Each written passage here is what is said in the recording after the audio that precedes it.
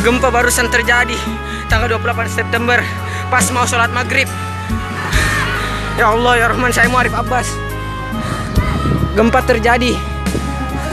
Gempa ya Allah.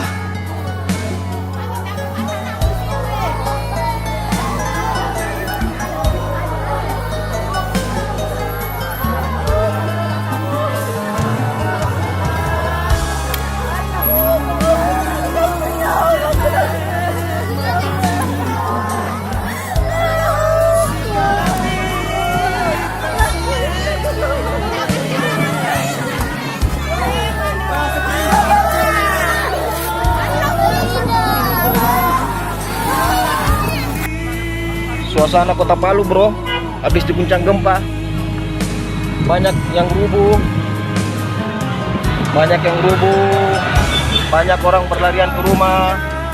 Tapi kami hanya minta doa saja supaya kami di sini baik-baik bro. Bantu doanya bro, bantu doanya, karena kayak parah ini jalan terbelah tempatku, jalan terbelah. Katanya ada isu tsunami, jalan terbelah lagi.